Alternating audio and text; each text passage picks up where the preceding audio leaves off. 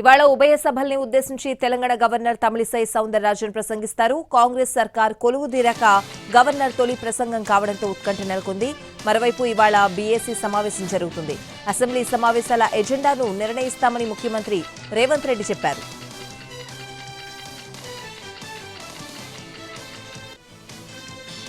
ఇవాళ AP cabinet సమావేశమవుతోంది. ముఖ్యమంత్రి జగన్ అధ్యక్షతన జరిగే ఈ సమావేశంలో పలు కీలక నిర్ణయాలు తీసుకోనున్నారు.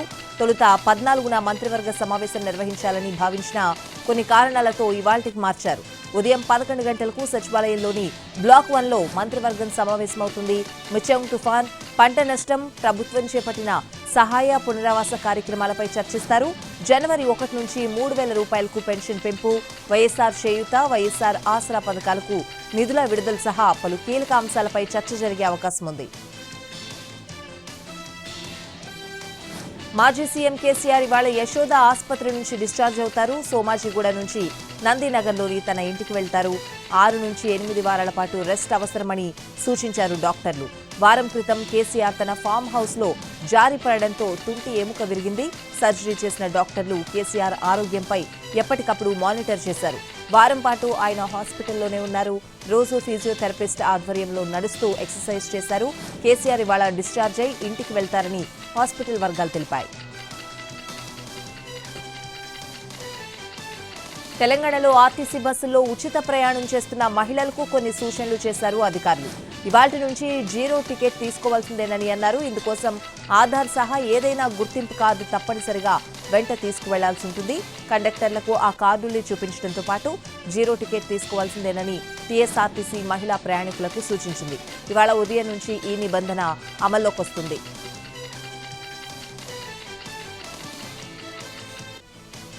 చిట్చాట్లో కీలక విషయాలు ప్రస్తావించారు తెలంగాణ సీఎం రేవంత్ రెడ్డి. అధికారుల నియామకంలో పైరవీలు లేవని చెప్పారాయన. పోలీస్ కమిషనర్ పోస్టింగ్ కోసం ఎవరూ తనను అడగలేదని అన్నారు. అధికారుల హాంటింగ్ కూడా ఉండదన్న రేవంత్ రెడ్డి బదిలీలు ఉంటాయి కానీ వెంటపడబోమని చెప్పారు. అసెంబ్లీ, కౌన్సిల్ భవనాలు కలిసి ఉండాలన్న ఆలోచన చేస్తున్నామని చెప్పారు రేవంత్.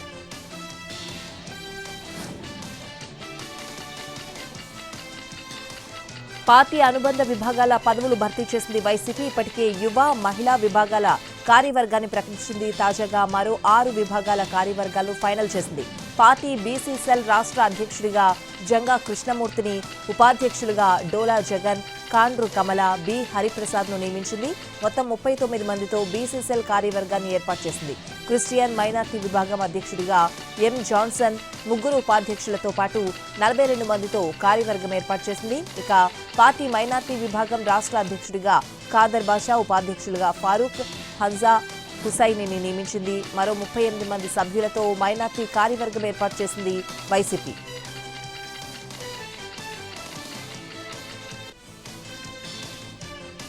రెండు 2014లో చంద్రబాబు, పవన్ ఇద్దరూ కలిసి పోటీ చేసిన ఉద్దానం అభివృద్ధిపై ఆలోచన చేయలేదన్నారు సీఎం జగన్. బాబు అధికారంలో ఉండగా ఉత్తరాంధ్రకు చేసిన మంచి లేదు, ప్రతిపక్షంలో ఉండి ఉత్తరాంధ్రకు చేయని ద్రోహం లేదని అన్నారు సీఎం జగన్.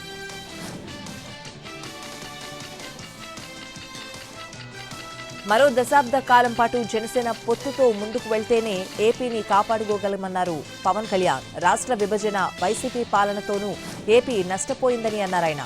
ఆంధ్రప్రదేశ్ భవిష్యత్తు కోసం పొత్తుతో అధికారంలోకి రావాలనుకుంటున్నామని తెలిపారు.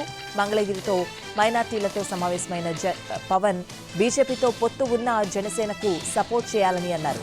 ఎవరికీ ఇబ్బంది లేకుండా చూసే బాధ్యత తనదని అన్నారు పవన్ కళ్యాణ్.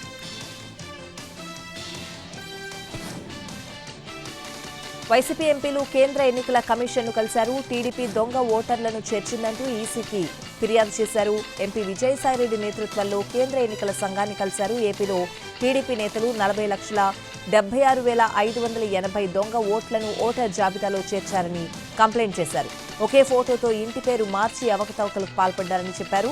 దొంగ ఓట్లన్నీ టీడీపీ సానుభూతి పనులవేనంటూ ఈసీకి ఫిర్యాదు చేశారు. హైదరాబాద్, కర్ణాటక, తమిళనాడు, ఒడిశాలో ఉన్న టీడీపీ సానుభూతి పరుల ఓట్లను ఏపీలో కూడా నమోదు చేయించారని ఎన్నికల కమిషన్ దృష్టికి తీసుకువెళ్లారు. విచారణ చేసి దొంగ ఓటర్లను తొలగిస్తున్న బూత్ లెవెల్ అధికారులపై టీడీపీ నేతలు దాడులు చేస్తున్నారని తెలిపారు. వైఎస్ఆర్సీపీ సానుభూతి పరుల ఓటర్ను తొలగించేందుకు ఫామ్ 7 దరఖాస్తులు ఇస్తున్నారని ఆరోపించారు. విచారణలో నిజాలు వెలుగు చూస్తూ ఉండడంతో బూత్ లెవెల్ అధికారులను టీడీపీ నేతలు బ్లాక్మెయిల్ చేస్తున్నారని ఈసీకి ఫిర్యాదు చేశారు వైసీపీ ఎంపీలు. వైసీపీ తీరు దొంగే దొంగ అన్నట్లుగా ఉందన్నారు టీడీపీ అధినేత చంద్రబాబు. పక్క రాష్ట్రాల్లో ఉన్న ఆంధ్రప్రదేశ్ వాళ్లు ఓటు వేయకూడదా అని ప్రశ్నించారు ఆయన. దొంగ ఓట్లు వేయడానికి ప్రయత్నిస్తే మాత్రం ఊరుకోబోమని, జైలుకు పంపిస్తామని హెచ్చరించారు చంద్రబాబు. మరోవైపు టీడీపీ ఎంపీలు కేంద్ర ఎన్నికల సంఘాన్ని కలిశారు. ఓటర్ల జాబితాలో అవకతవకలపై ఈసీకి ఫిర్యాదు చేశామన్నారు బీజేపీ చీఫ్ పురంధేశ్వరి. ఓటర్ కార్డును కూడా డూప్లికేట్ చేస్తున్నారని చెప్పారు. దీనికి సంబంధించిన ఆధారాలను ఈసీకి ఇచ్చామన్నారు. విశాఖ నియోజకవర్గంలో మొత్తం 2 లక్షల ఓట్లుంటే అందులో 61,000 దొంగ ఓట్లేనని తమ సర్వేలో తేలిందని అన్నారు. దీనికి రాష్ట్ర ఎన్నికల అధికారికి ఫిర్యాదు చేసినా పట్టించుకోకపోవడంతో కేంద్ర ఎన్నికల సంఘానికి ఫిర్యాదు చేశామని చెప్పారు పురంధేశ్వరి. గుంటూరు జిల్లా మంగళగిరి రాజకీయాలు ఉత్కంఠగా మారాయి. ఎమ్మెల్యే పదవికి రాజీనామా తర్వాత అటు మీడియాకు ఇటు కార్యకర్తలకు దూరంగా ఉన్నారు ఎమ్మెల్యే ఆర్కే. తన ఇంట్లో అనుచరులు, ముఖ్య నాయకులతో సమావేశమయ్యారు. భవిష్యత్ కార్యాచరణపై సమీక్ష నిర్వహించారు. 2-3 రోజుల్లోనే తన నిర్ణయాన్ని ప్రకటిస్తానని చెప్పారు ఆళ్ల రామకృష్ణారెడ్డి. కార్యకర్తలు, నాయకులు ధైర్యంగా ఉండాలన్నారు. త్వరలోనే హైదరాబాద్లో కొంతమంది కీలక నాయకులతో సమావేశమైన తర్వాత ఆర్కే తన భవిష్యత్ కార్యాచరణ ప్రకటించే అవకాశం ఉందని ఆయన వర్గీయులు చెబుతున్నారు. దీంతో మంగళగిరి పాలిటిక్స్ ఆసక్తిగా మారాయి.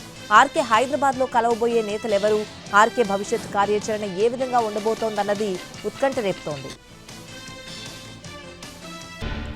తెలంగాణలో కొత్త హైకోర్టు ఏర్పాటు దిశగా అడుగులు పడుతున్నాయి. ప్రస్తుత హైకోర్టు శిథిలావస్థకు చేరుకోవడంతో రాజేంద్రనగర్లో 100 ఎకరాల్లో హైకోర్టు నూతన భవనం ఏర్పాటు చేయాలని సీఎం రేవంత్ రెడ్డి అధికారులను ఆదేశించారు. హైదరాబాద్లోని మర్రి చెన్నారెడ్డి మానవ వనరుల అభివృద్ధి సంస్థలో సీఎం రేవంత్ రెడ్డి, హైకోర్టు ప్రధాన న్యాయమూర్తి జస్టిస్ ఆలోక్ ఆరాధే సమావేశమయ్యారు. రాష్ట్ర ప్రభుత్వ ప్రధాన కార్యదర్శి శాంతికుమారి, న్యాయశాఖ కార్యదర్శి Tirupati, CM principal secretary Seshadri, Hyderabad, Rangareddy జిల్లాల కలెక్టర్లు, ఐఏఎస్ అధికారి నవీన్ మిట్టల్తో పాటు ఇతర ఉన్నతాధికారులు పాల్గొన్నారు.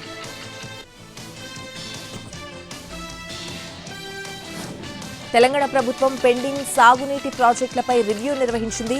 కాంగ్రెస్ ప్రభుత్వ హయాంలో 2,400 కోట్ల రూపాయలతో చేపట్టిన ఇందిరా, రాజీవ్ సాగర్ ప్రాజెక్టులను రీడిజైనింగ్ పేరిట 13,000 కోట్లకు ఎందుకు పెంచాల్సి వచ్చిందని అధికారులను ప్రశ్నించారు deputy CM Bhatti Vikramarka. Project అంచనా వ్యయం పెంచడం వల్ల అదనంగా ఆయకట్టు పెరిగిందా అని అడిగిన ప్రశ్నకు అధికారులు ఏమాత్రం పెరగలేదని, అంతే ఆయకట్టు ఉందని సమాధానం చెప్పారు. ఆయకట్టు పెంచకుండా రీడిజైనింగ్ పేరుతో ప్రాజెక్టు అంచనాలను పెంచి ప్రజల సంపదను దుర్వినియోగం చేయడం సరికాదని అన్నారు భట్టి.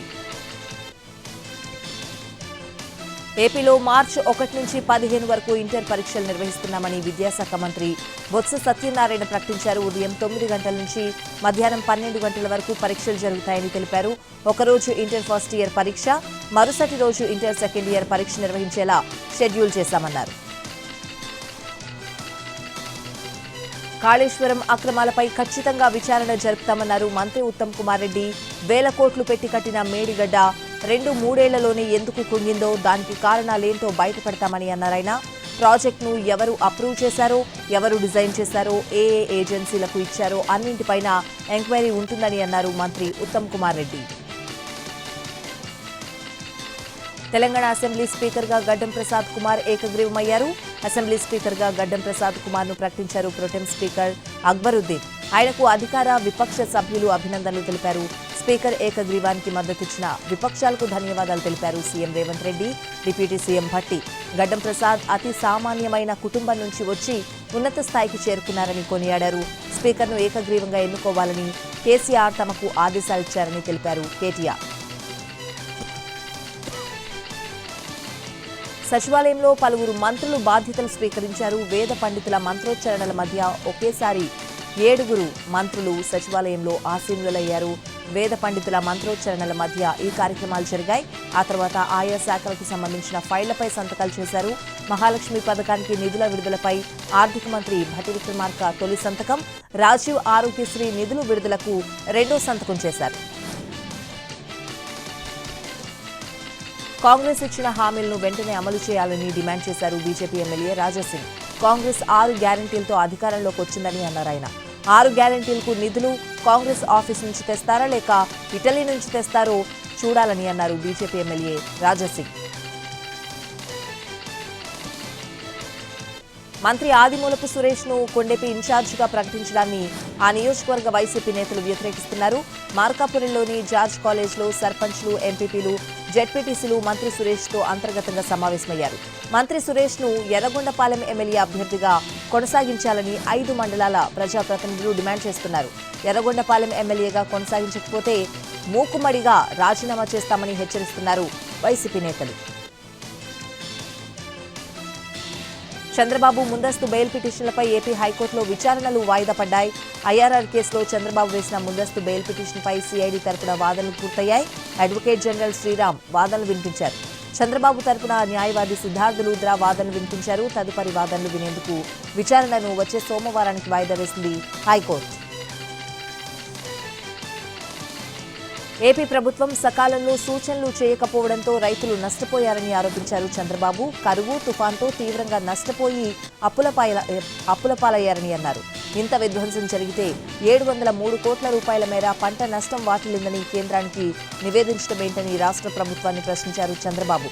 ప్రభుత్వ వైఫల్యంతోనే రైతులు నష్టపోయారని అన్నారు.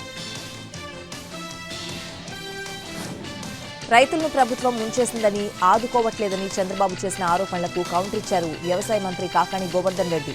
రైతు నష్టపోతే చంద్రబాబు హయాంలో ఏనాడూ ఆదుకోలేదని విమర్శించారు. తుఫాన్తో పంటలు దెబ్బతిన్న ప్రాంతాల్లో కేంద్ర బృందం పర్యటిస్తోందన్న మంత్రి కాకాణి వైసీపీ ప్రభుత్వం రైతులను ఉదారంగా ఆదుకుంటుందని అన్నారు. పార్లమెంటు భద్రతా వైఫల్యంపై కేంద్రం సీరియస్ యాక్షన్ తీసుకుంది. 8 మంది సెక్యూరిటీ సిబ్బందిని సస్పెండ్ చేసింది. అటు నిందితులపై ఉపా చట్టం కింద కేసు నమోదు చేశారు. 4కి 7 రోజుల పాటు పోలీస్ కస్టడీ విధించింది ఢిల్లీ కోర్టు. మరోవైపు పార్లమెంటుకే భద్రత లేదంటూ గొడవ చేసిన 15 మంది ఎంపీలు సస్పెండ్ అయ్యారు. లోక్సభలో ఎంపీలందరినీ భయభ్రాంతులకు గురిచేసిన నిందితులందరిది భిన్నమైన నేపథ్యం. చదువు, ప్రాంతం, సామాజిక వర్గం అంతా వేరువేరు. పార్లమెంట్లో భద్రతా వలయాన్ని దాటుకుని లోపలికెళ్లి నిరుద్యోగం, ద్రవ్యోల్బణం, మణిపూర్ హింసను హైలైట్ చేయడంతో పాటు ఆయా అంశాలపై చర్చించేలా చేయాలన్నది తమ ఉద్దేశంగా విచారణలో నిందితులు వెల్లడించినట్లు సమాచారం. ఉత్తరప్రదేశ్ మధురలోని శ్రీకృష్ణ జన్మభూమిపై ఏళ్ల తరబడి వివాదం సాగుతోంది. షాహీ ఈద్గా మసీదులో హిందూ దేవాలయానికి సంబంధించిన అనేక చిహ్నాలున్నాయని కొందరు పిటిషన్ వేశారు. దీనిపై చాలా కాలం నుంచి వాదనలు సాగుతున్నాయి. తాజాగా మరోసారి అలహాబాద్ హైకోర్టులో దీనిపై వాడివేడి వాదనలు జరిగాయి. మసీదులో శ్రీకృష్ణ దేవాలయ చిహ్నాలు ఉన్నాయని, సర్వే చేస్తే నిజానిజాలు తెలుస్తాయని వాదించారు లాయర్లు. వీరి ఆర్గ్యుమెంట్తో ఏకీభవించిన కోర్టు కృష్ణ జన్మభూమి కేసులో సర్వేకు అనుమతిచ్చింది. కేంద్రం తీరుపై విమర్శలు చేశారు కేరళ సీఎం విజయన్. కేరళ రాష్ట్రానికి రావాల్సిన నిధులను ఇవ్వకుండా కేంద్ర ప్రభుత్వం ఇబ్బందులకు గురిచేస్తోందని ఆరోపించారు. దీనిపై సుప్రీంకోర్టును ఆశ్రయిస్తామన్నారు సీఎం విజయన్. జీఎస్టీ, రెవెన్యూ లోటుకు సంబంధించి కేరళకు రావాల్సిన నిధుల గురించి పదే పదే విజ్ఞప్తి చేసినా కేంద్రం పట్టించుకోలేదని ఆరోపించారు ఆయన. కేరళపై కేంద్రం వివక్ష చూపుతోందని విమర్శించారు.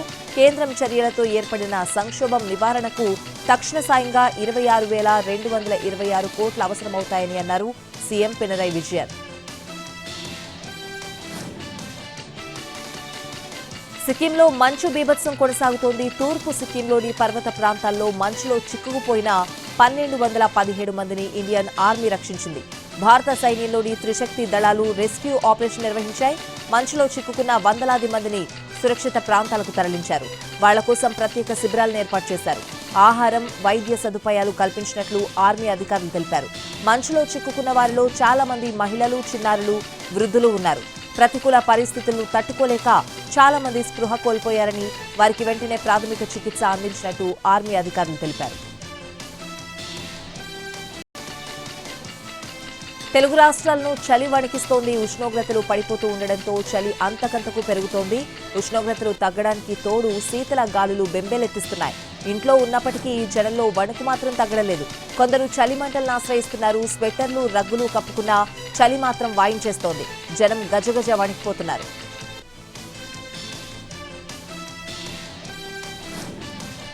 తెలుగు రాష్ట్రాల్లో బంగారం ధరలు స్వల్పంగా పెరిగాయి. 24 క్యారెట్ల 10 గ్రాముల పసిడి 62,890 రూపాయలకు చేరింది. 22 క్యారెట్ల 10 గ్రాముల పుత్తడి 57,650 రూపాయలుగా ఉంది. ఆంధ్రప్రదేశ్, తెలంగాణలో కిలో వెండి 79,500 రూపాయలు పలుకుతోంది.